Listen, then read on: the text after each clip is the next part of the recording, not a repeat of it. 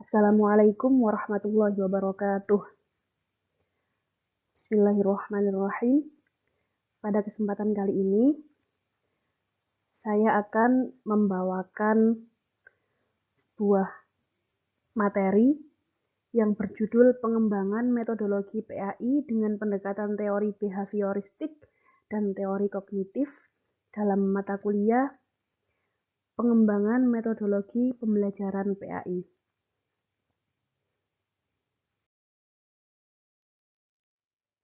Yang pertama yang akan kita bahas yakni tentang teori behavioristik. Apa sih teori behavioristik itu? Dia merupakan salah satu teori dalam psikologi yang menekankan pada hubungan antara stimulus dan respons pada perilaku seseorang. Maksud dari teori ini adalah menekankan pada sebuah hasil, bukan pada prosesnya. Yakni misalnya ketika siswa mendapatkan nilai yang tinggi, maka guru akan memberikan reward. Hal ini dilakukan oleh guru, tujuannya adalah agar nantinya siswa itu bisa semakin semangat dan berlomba-lomba untuk mendapatkan nilai yang bagus, agar mereka juga mendapatkan reward. Terus contoh yang lain yaitu dalam teori ini, guru misalnya ketika menjelaskan suatu teori, dia menjelaskan suatu konsep misalnya tentang hewan.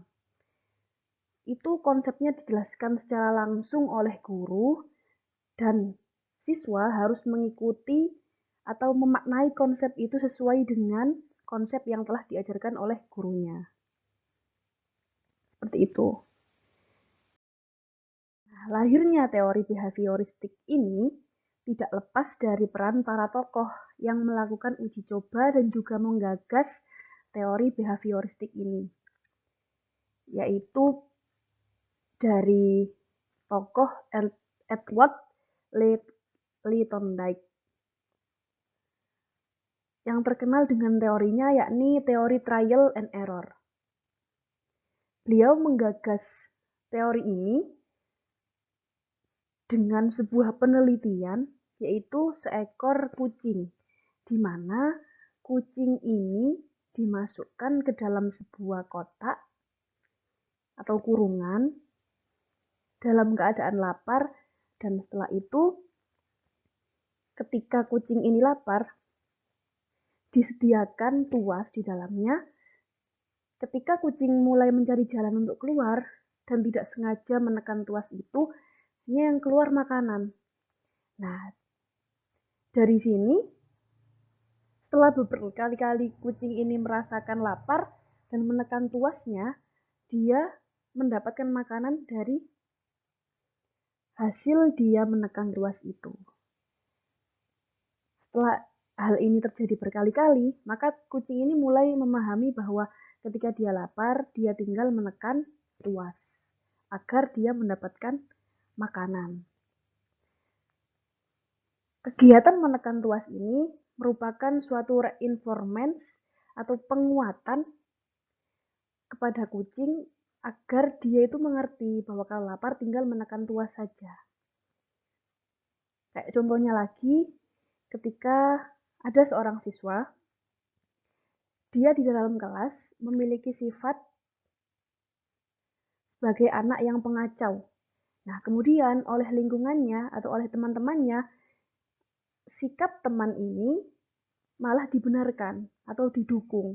Nah, dukungan teman ini menjadi sebuah reinforcement atau penguatan yang menjadikan sikap si anak yang pengacau ini akan selamanya menjadi seorang pengacau. Seperti itu.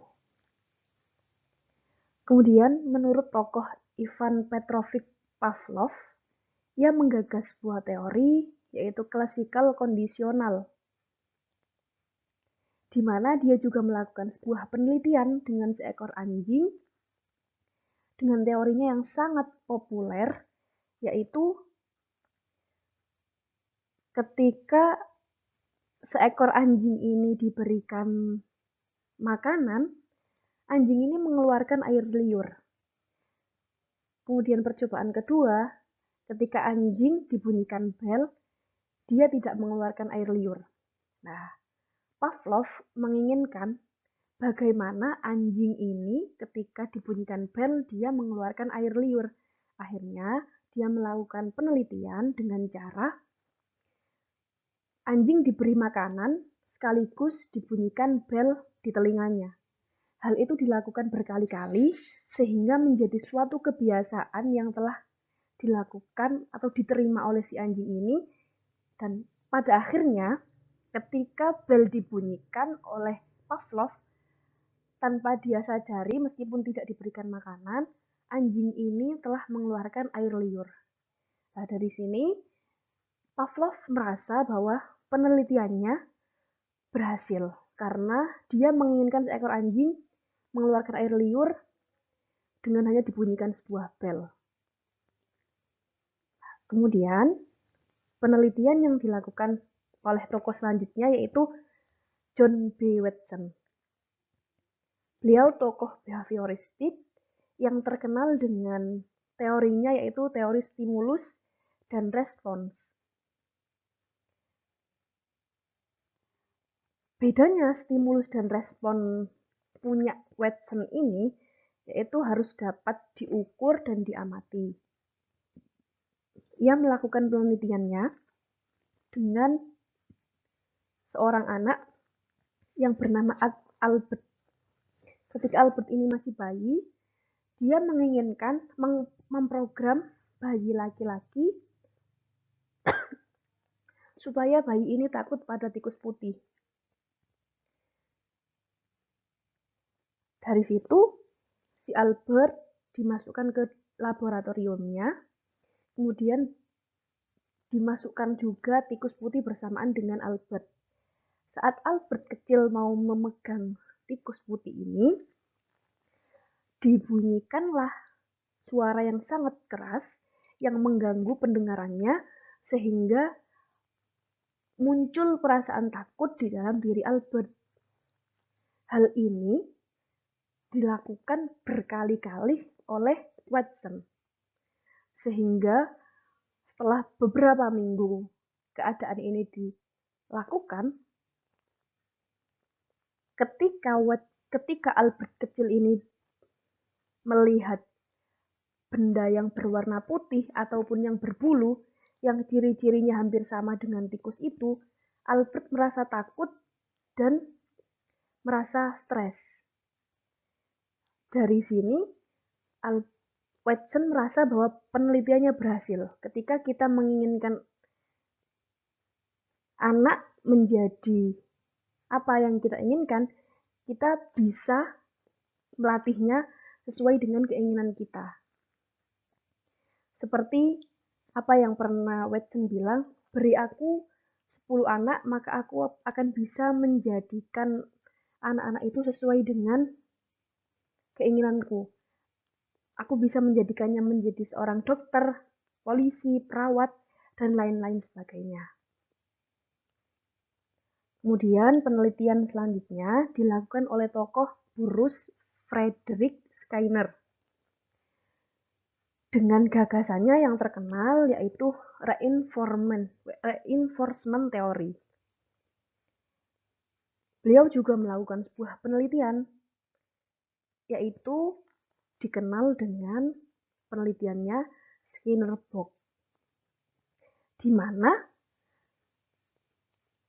ia merasa bahwa perilaku itu dapat dikendalikan berdasarkan konsekuensinya atau apa yang mengikuti perilaku tersebut. Nah, dari penelitiannya ini, beliau pun merasa berhasil karena hampir sama dengan penelitiannya Thorndike ya. Karena tikus ini dimasukkan ke dalam sebuah box dalam keadaan lapar, kemudian ketika ada tuas yang disentuh oleh si tikus, maka akan mengeluarkan makanan. Hal itu terjadi berulang-ulang sehingga ketika tikus ini lapar, nantinya dia paham bahwa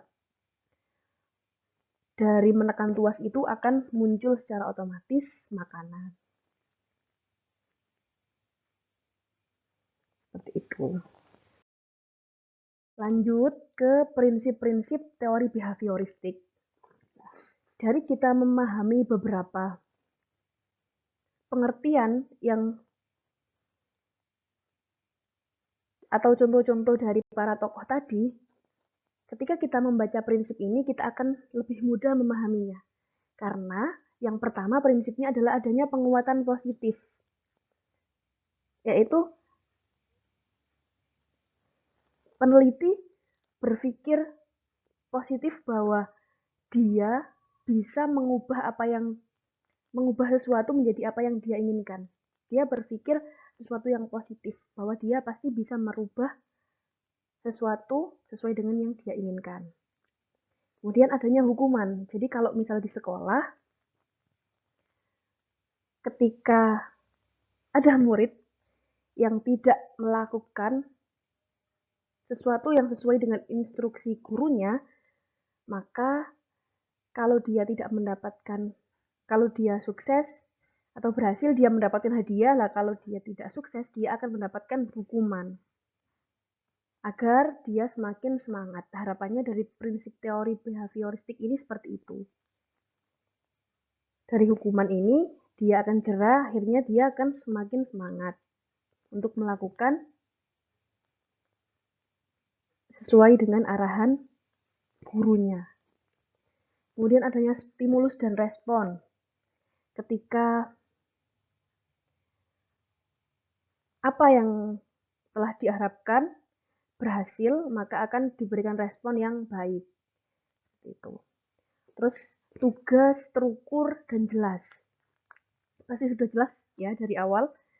Tugasnya apa, yang harus dilakukan seperti apa, itu semuanya sudah tertata dengan rapi. Kemudian pengulangan pembelajaran. Nah, untuk mendapatkan hasil yang maksimal, maka harus dilakukanlah pengulangan pembelajaran agar nantinya dicapai apa yang diharapkan. Kemudian pemberian feedback. Ketika berhasil melakukan sesuatu itu, maka akan diberikan reward atau feedback yang baik. Kelebihan dan kekurangan dari teori behavioristik ini pasti ada. Apa contohnya? Kelebihannya yaitu meningkatkan partisipasi aktif siswa dalam pembelajaran, menekankan pada pembentukan perilaku yang diinginkan, dan menghindari perilaku yang tidak diinginkan. Kemudian, guru juga bisa memberikan umpan balik yang kontinu atau terus-menerus dan efektif dalam pembelajaran. Guru dapat memfasilitasi pengukuran dan evaluasi yang objektif terhadap kemajuan belajar siswa. Nah, kekurangannya apa? Kekurangannya adalah seperti ini. Kurang memperhatikan aspek kognitif dan emosional siswa dalam pembelajaran. Karena lebih memperhatikan hasilnya, tidak memperhatikan prosesnya. Kemudian cenderung membosankan dan monoton dalam pengajaran. Kurang mendorong kreativitas dan inovasi siswa dalam belajar, dan juga perlu diimbangi dengan pendekatan yang memperhatikan aspek kognitif, afektif, dan psikomotorik siswa untuk menciptakan pembelajaran yang holistik dan berkelanjutan. Jadi harus ada dukungan dari beberapa pendekatan yang lain agar teori behavioristik ini semakin baik ketika dilakukan di dalam kelas. Kemudian contoh implementasi pengembangan metodologi pembelajaran PAI dengan metode behavioristik. Apa saja? Yang pertama, dilakukan analisis materi pembelajaran. Kedua, menentukan tujuan pembelajaran. Ketiga, menentukan strategi pengajaran. Menyiapkan materi dan sumber belajar, melakukan evaluasi pembelajaran, menganalisis hasil evaluasi, melakukan penyempurnaan, dan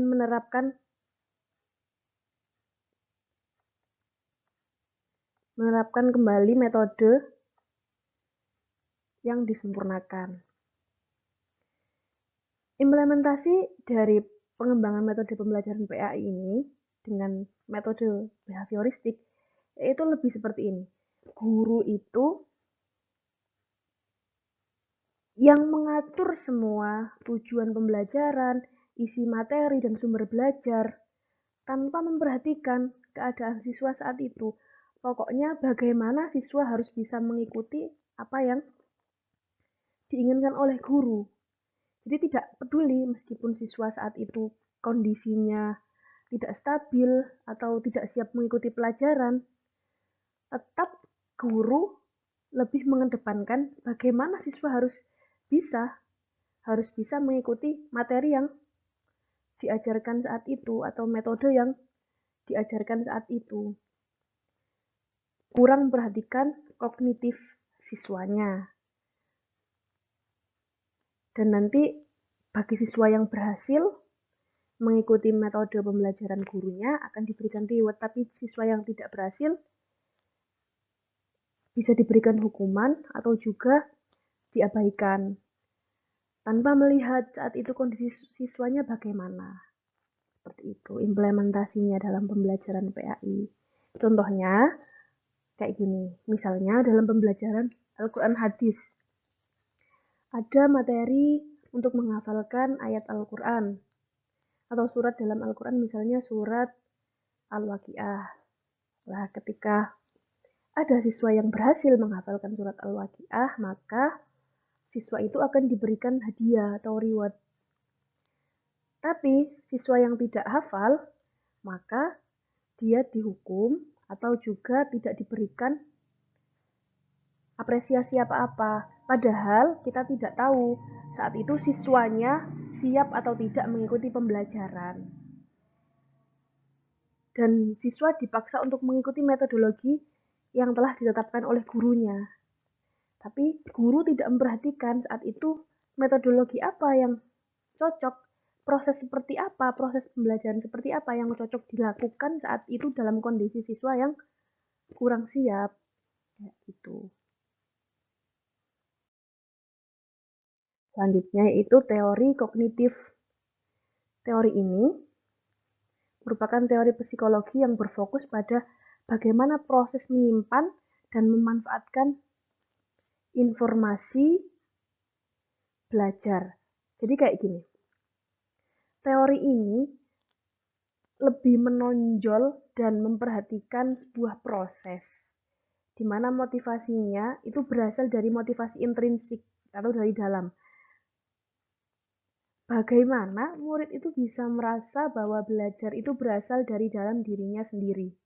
Jadi murid itu merasa senang dengan proses pembelajaran yang ada.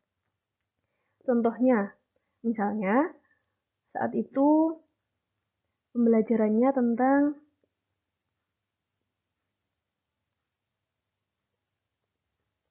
tentang makanan. Nah, kemudian guru memancing siswa boleh mengeluarkan pendapat siswa masing-masing. Makanan apa yang siswa sukai, kemudian apa yang dimaksud dengan makanan, siswa boleh berinovasi atau berkreasi sesuai dengan teori yang ada di dalam pikirannya masing-masing. Jadi siswa itu tidak saklek harus mengikuti teori yang ada di dalam pikiran gurunya, tapi diberikan kebebasan untuk berpikir kritis tentang apa itu teori makanan, apa fungsi makanan, seperti itu.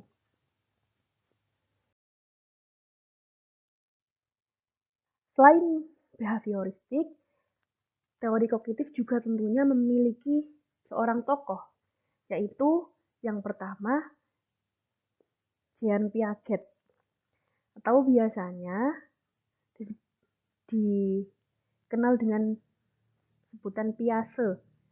Ia memiliki sebuah teori yang terkenal juga, namanya teori konstruksivisme, yaitu peserta didik akan menginterpretasikan informasi ke dalam pikirannya dalam konteks pengalaman dan pengetahuan mereka sendiri, kebutuhannya atau latar belakangnya, dan juga minat dari siswanya. Jean Piaget ini atau Piaget ini membagi beberapa tahapan anak menjadi 4, dari usia 0 sampai usia 15 tahun. Usia 0 sampai 2 tahun ia klasifikasikan sebagai masa sensori motorik, di mana anak itu mulai baru bisa mendengar, melihat, menyentuh, dan menggapai. Jadi baru bisa menggunakan motoriknya anak. Baru bisa berfungsi. Kemudian di usia 2 sampai 7 tahun masuk ke tahapan praoperasional. Di sini anak mulai bisa mengembangkan daya ingat dan informasinya. Kemudian menginjak usia 7 sampai 11 tahun, anak masuk ke tahap operasional konkret, di mana anak ini mulai bisa berpikir secara rasional dan terorganisir. Masuk ke usia 11 sampai 15 tahun, yaitu ke tahap operasional formal, di mana anak itu mulai memiliki kemampuan untuk menggunakan logikanya untuk menyelesaikan masalah. Contohnya seperti ini. Di dalam teorinya Piaget ini adalah ketika anak didekatkan dengan api pada usia-usia masih kecil. Nah, saat anak ini mendekati api, kemudian merasakan ada yang terbakar di dalam fisiknya, pada fisiknya si anak, entah tangannya atau kakinya, saat itu dia merasakan bahwa dia mulai terkena bahaya. Dan ketika melihat api lagi, si anak merasa bahwa api ini membahayakan dan ia harus menjauhinya.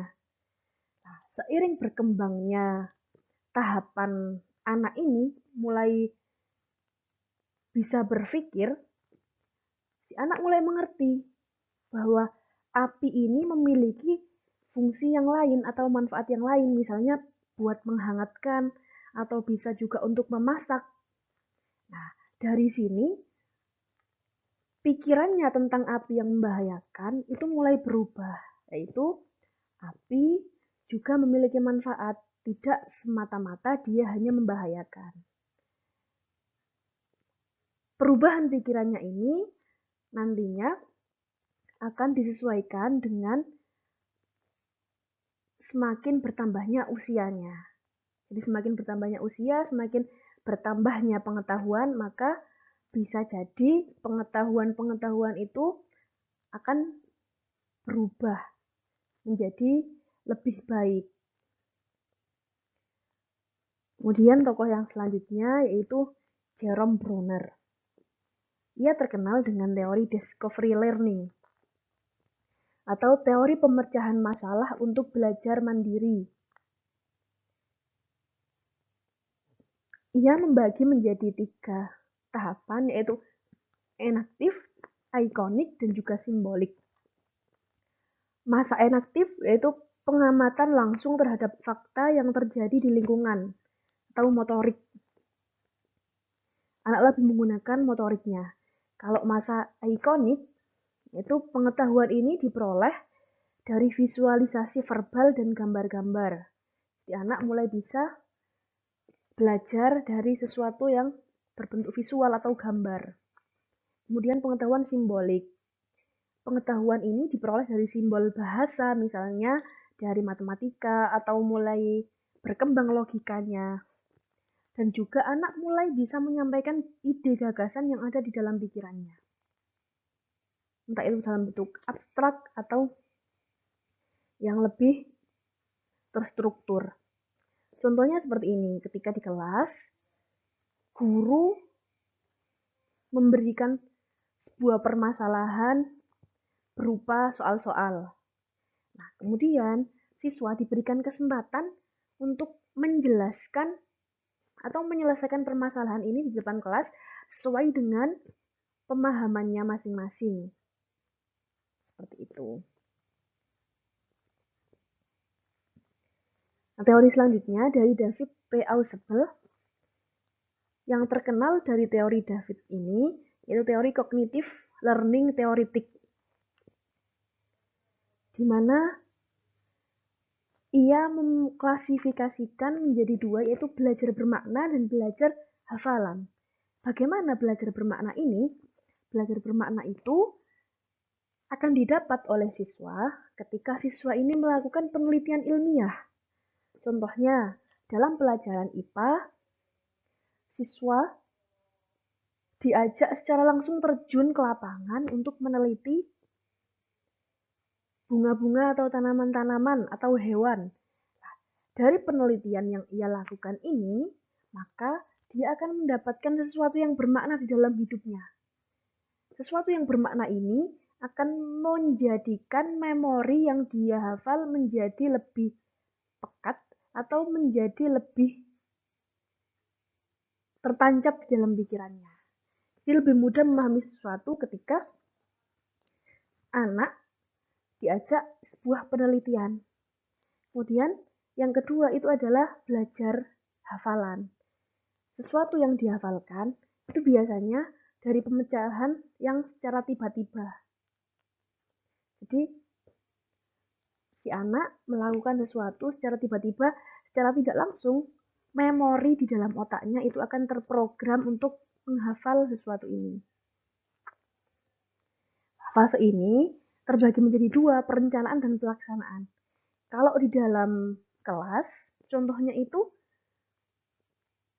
yang pertama, guru mengukur kesiapan siswa sebelum pembelajaran berlangsung dengan memberikan atau memancing siswa dengan pertanyaan-pertanyaan. Misalnya pertanyaan dalam minggu kemarin diulas lagi untuk mengembalikan memori siswa, apakah masih ingat. Jadi dipantik agar siswa mengingat kembali materi di minggu lalu. Nah, setelah dipantik, kemudian guru menyampaikan bahwa materi pada hari ini adalah ini. Kemudian nanti proses pembelajarannya akan berlangsung seperti ini. Akan dijelaskan bagaimana konsep pembelajaran yang akan dilakukan guru pada saat itu.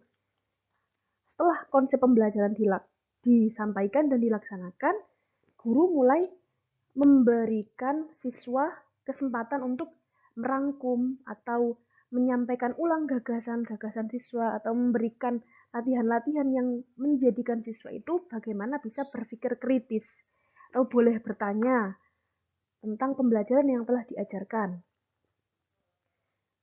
Setelah itu, guru melakukan penilaian.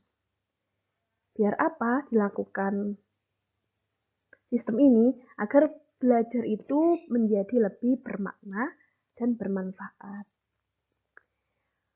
Tokoh yang selanjutnya yaitu Robert M. Gagne. Ia terkenal dengan teori 9 instructional events, di mana dalam proses pembelajaran itu akan terjadi transformasi input menjadi output. Teori ini ada 9, itu yang pertama menarik perhatian. Jadi kalau di dalam kelas, guru itu memancing peserta didik atau memantik peserta didik agar semangat mengikuti pembelajaran. Nah, yang kedua, barulah guru menyampaikan tujuan pembelajaran apa. Kemudian baru mengingatkan konsep yang telah dipelajari atau mereview pelajaran minggu lalu. Setelah itu, baru guru akan menyampaikan materi pembelajaran. Yang kelima, guru memberikan bimbingan belajar atau guru memberi pertanyaan-pertanyaan yang membimbing. Yang keenam, memperoleh kinerja atau siswa diberikan kesempatan untuk menampilkan apa yang telah dia pahami di dalam materi yang telah diajarkan oleh guru. Jadi, siswa menunjukkan hasil belajar pada saat itu apa yang telah dia pahami. Kemudian guru lah baru saat itu memberikan umpan balik. Nah, setelah itu guru memberikan penilaian hasil belajar. Dari sini, proses ini masuk ke yang nomor 9, yaitu memperkuat retensi atau transfer belajar. Yang terakhir, guru menguatkan kembali atau mengulas kembali materi-materi yang diajar tadi. Kayak gitu. Apa saja prinsip-prinsip teori kognitif ini? Yang pertama yang ditekankan oleh guru adalah bagaimana siswa itu bisa aktif di dalam belajar. Itu keaktifan belajar siswa. Yang kedua, terjalinnya interaksi sosial. Jadi bagaimana siswa ini tidak hanya berhasil di penilaian, tapi juga menghasilkan interaksi sosial yang baik antar siswa dan guru, dan juga siswa dengan siswa. Dari sini akan didapatkan sebuah pengalaman pribadi. Selanjutnya, apa saja kelebihan dan kekurangan dari teori kognitif ini? Kelebihannya yaitu meningkatkan pemahaman konsep, memotivasi siswa, mendorong partisipasi aktif, mengubah sesuatu yang lama menjadi sesuatu yang baru. Kemudian kekurangannya, teori ini tidak dapat diterapkan secara universal, hanya menekankan pada kemampuan daya ingat siswa.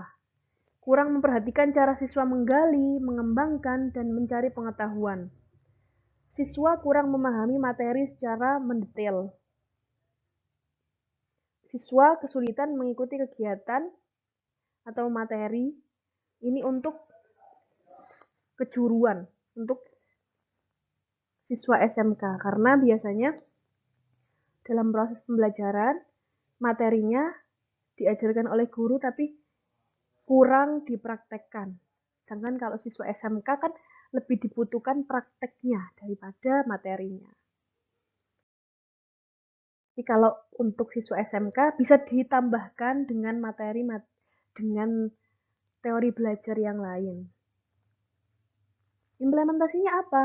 Pengembangan metodologi pembelajaran PAI dengan teori kognitif ini. Yang pertama, memahami tahapan perkembangan siswa. Yang kedua, menekankan agar peserta didik menjadi lebih aktif. Ini poinnya. Jadi kalau di teori kognitif, karena memperhatikan proses belajar siswa, maka yang ditekankan adalah bagaimana sih siswa itu bisa aktif di kelas. Kemudian menekankan metode dan strategi yang digunakan agar lebih mudah dipahami dan memberikan makna bagi siswa.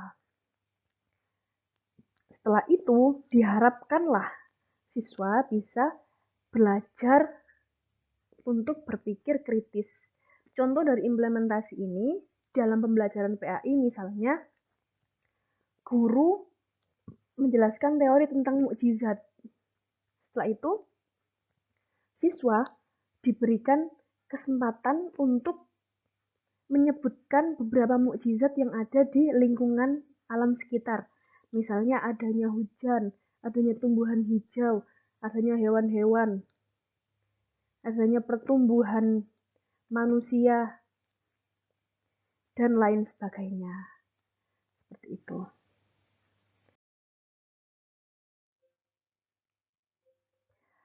Hanya ini yang dapat saya sampaikan. Semoga materi yang ada bisa mendapatkan manfaat. Kurang lebihnya, saya mohon maaf. Wassalamualaikum warahmatullahi wabarakatuh.